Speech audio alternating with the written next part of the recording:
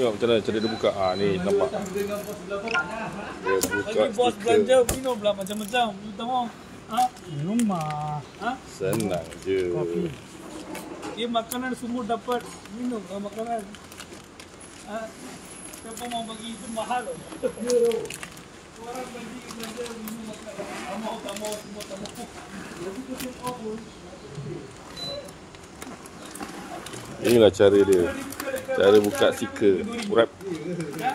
Kalau RM2 tak sampai 1 minggu boleh bankrupt. Sekarang yang dia buat ini memang Colombianya hospital. Oh, okey. So hujung bulan Oktober ni ada ya? Ada. Right. Abang ada lagi urusan tak? Tak ada pun invite pun. Ada tu, saya ada. Saya ada invite. Tak ada. Tengok model apa dia nak kan. Sekejap lagi dia buka stiker ni pula. Oh, bracket. Dia bracket korang buka ke kedai? Sana, pinggil. Saya buka. Alright, cun.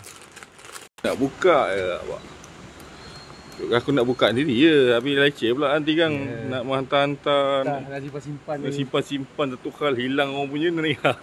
Abang tanya dia apa lagi satu admin ke bila nak buka Kita tanya dia. Dia tak ada, dia kat Sabah. Ya ke? Tu cakap dengan dia. 8 kereta lagi bang tak buka. Tak buka lagi. Kalau stiker ni aku boleh buka sendiri. Selalu ni. Ini je yang leceh ni yang malas cakap. Kau 100 driver.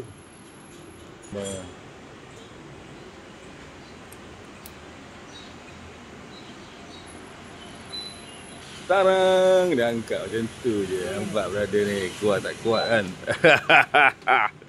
Di Rodeo Jalan Kelang Lama guys. Jalan Kelang Lama. Itulah dia, ni lah workshop ataupun tempat pemasangan stiker Rodeo. Okay lah, settle lah. Okay right. Macam tempat pasang untuk wrap kereta stiker kan. Macam ni lah keadaan dia. Okay guys, kita guys, bye.